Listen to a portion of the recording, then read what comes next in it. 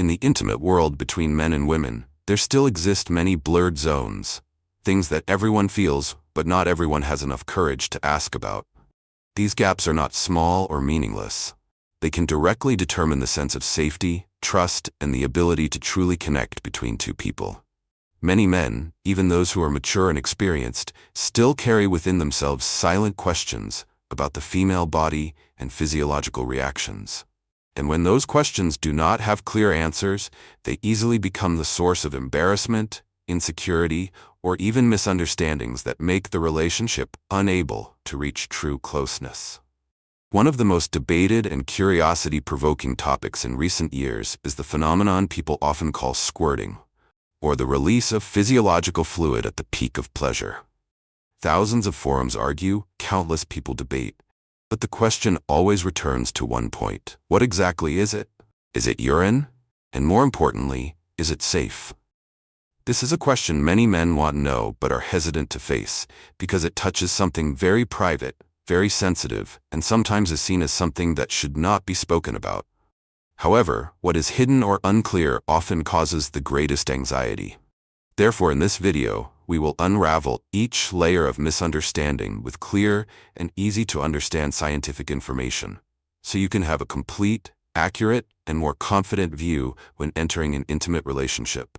No more guessing, no more awkwardness, no more fear of not knowing whether what I'm doing is right or not. We will go straight into the biological mechanisms behind this phenomenon, see where it comes from, how it is created, and why for many years it has been mistaken for a completely different bodily function. And to begin that journey, we need to return to the most important foundation. What is the true biological nature of this fluid? Part 1. The biological nature of the squirting phenomenon. To clearly understand a phenomenon that many people have misunderstood for decades, we need to begin with an anatomical foundation that is rarely mentioned: the Skene's glands, also known in medical literature as the female prostate. Although not as well known as other parts of the body, the Skene's glands play a crucial role in the physiological response at the peak of female pleasure. During embryonic development, these glands form from the same group of tissues as the male prostate. This explains why both are capable of secreting a characteristic type of fluid when strongly stimulated. The Skene's glands are located on the anterior vaginal wall, surrounding the lower section of the urethra. When this area, especially the sensitive tissue that many people commonly call the G-spot, is stimulated strongly enough, the glands become active and begin to secrete fluid. In a state of high arousal, this fluid can be released to the outside through the same exit pathway as urine, namely the urethra. Because they share the same exit, many people mistakenly think that the fluid secreted during this orgasmic response is simply urine. In reality, many studies have shown that this fluid may contain a small amount of traces of urea or creatinine, components characteristic of urine. However, these are only residual impurities left in the urethra, not a reflection of the true nature of the fluid. Looking deeper from a biochemical perspective, the composition of the fluid secreted from the Skene's glands has characteristics completely independent from urine. One of the most important substances is PSA, prostate-specific antigen, an enzyme that appears only in prostate tissue and is not present in normal urine. This is considered the clearest biological evidence that the fluid released in the squirting phenomenon is a distinct physiological fluid, not an excretory product. Besides PSA, this fluid also contains a small amount of glucose, a component that the kidneys always try to filter out of urine. This further reinforces that the origin of the fluid comes from the glands, not from the bladder. Combining anatomical and biochemical factors, we can conclude squirting is a completely natural physiological response of the female body, originating from the Skene's glands, not an act of urination. This is the first step in breaking down misunderstandings that have existed for far too long, and it is also the foundation for answering the next important question that many people wonder about but hesitate to mention. And once we clearly understand the origin and biological nature of this fluid, the next question will almost naturally arise. If it is not urine, then how safe is it? This is the important topic that we will clarify together in the next part. Part 2. the safety level of contacting or ingesting squirting fluid. After clarifying that this is a physiological fluid produced by the Skene's glands and not urine, what many men still wonder is, so is it safe to come into contact with it or even ingest it? Based on what current science records, the answer is quite simple. In a healthy woman, squirting fluid is not toxic, does not contain harmful substances, and does not negatively affect the body of the person who comes into contact with it. The main component of this fluid is still water, combined with characteristic enzymes such as PSA and a small amount of glucose, substances that are completely harmless when entering the digestive system. The human body, especially the digestive system, is designed to handle a large number of complex biological compounds. The traces of urea or creatinine that sometimes appear in the fluid exist only in extremely small amounts, far less than the natural waste that your own body processes each day. Therefore, from a purely biological perspective, this fluid is not a threat to the recipient. However, the factor that needs to be emphasized, and is also the most important point in any discussion about sexual safety, is the health condition of the person producing the fluid, not the nature of the fluid itself. Any type of biological fluid in the body, whether vaginal fluid, semen, or saliva, can carry pathogens if the person has an STI, sexually transmitted infection.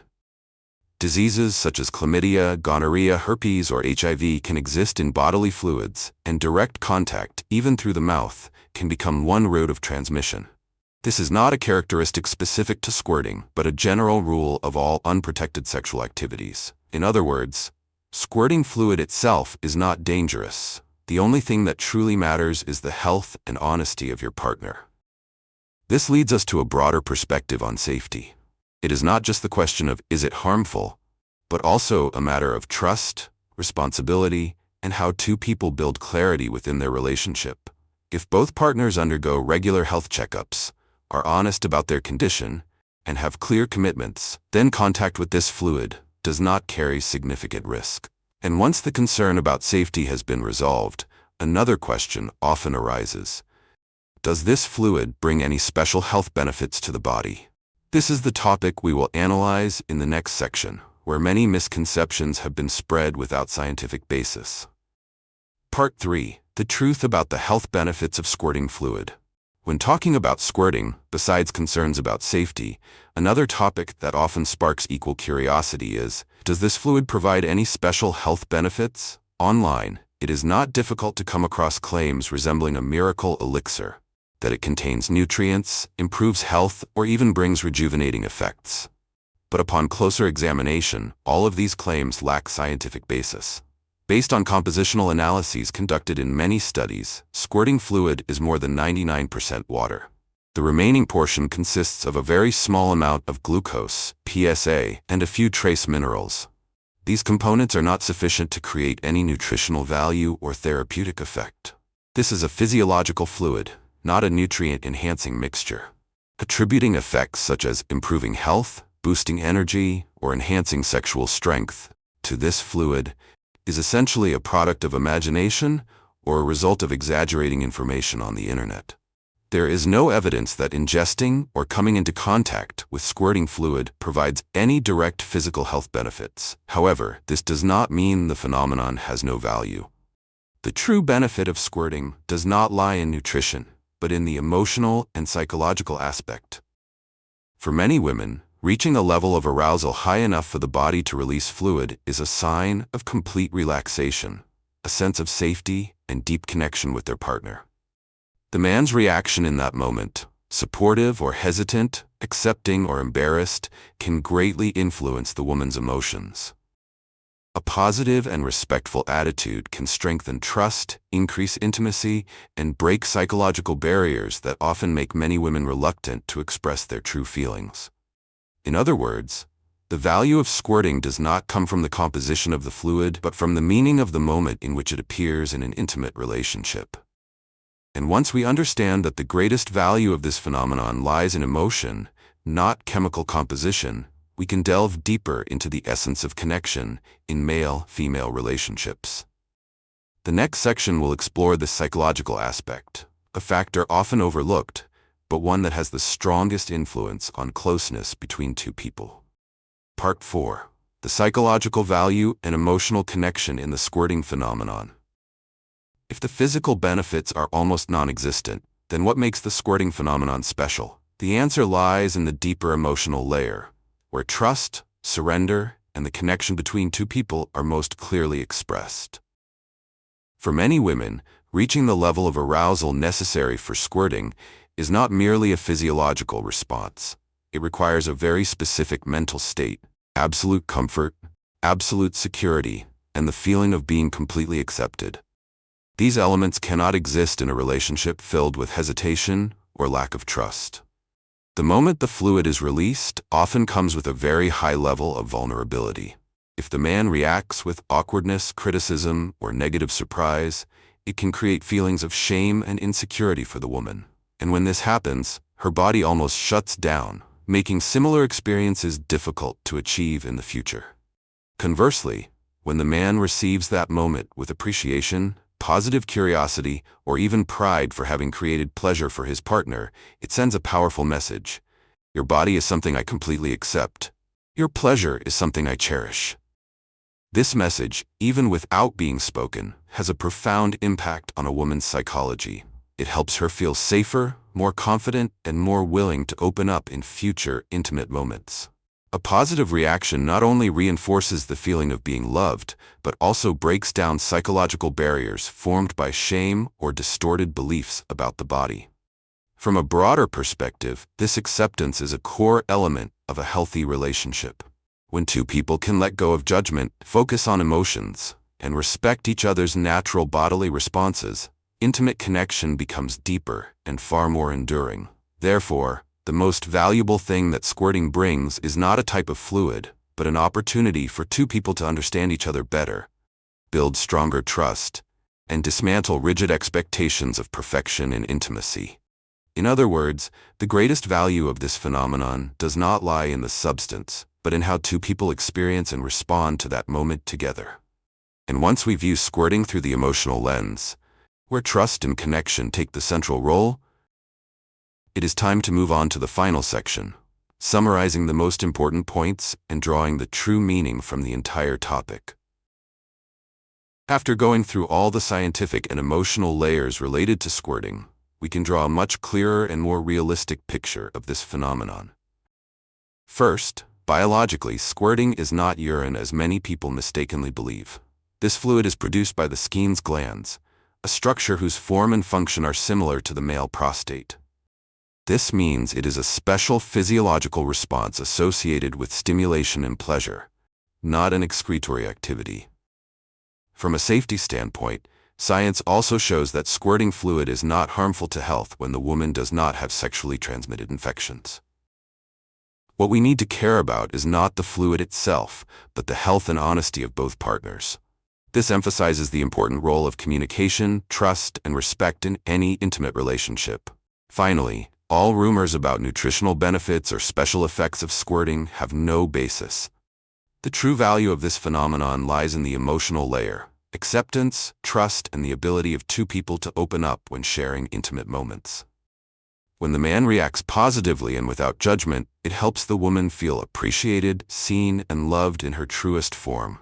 This is the foundation for building a deep, healthy, and lasting relationship. In summary, biology. Squirting fluid comes from the Skene's glands, not urine.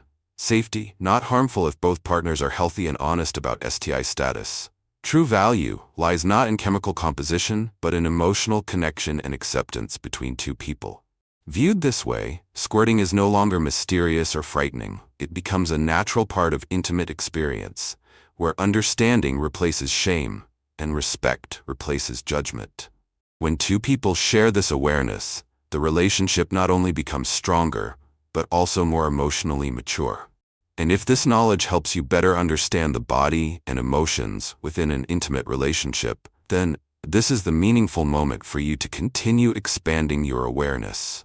By nurturing healthy curiosity and a respectful attitude toward another person's body, you are building the foundation for a more sustainable connection in the future. If the analysis above helps you view squirting through a new lens, more scientific and less biased, then you have taken a very important step in understanding yourself and your partner.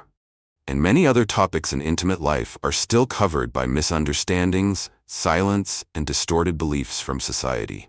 Each time you choose learning instead of judgment, you open the door to deeper and more lasting connections. Equipping yourself with accurate knowledge not only helps you feel more confident in intimate experiences, but also allows you to become a reliable partner, someone who knows how to listen, respect, and accompany the emotional exploration of the other person.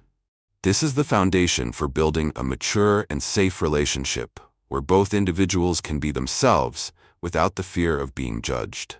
If you feel that topics like this need to be discussed more openly, in a healthy, scientific, and respectful way, then continuing to follow similar content will help you grow in awareness and in your relationships.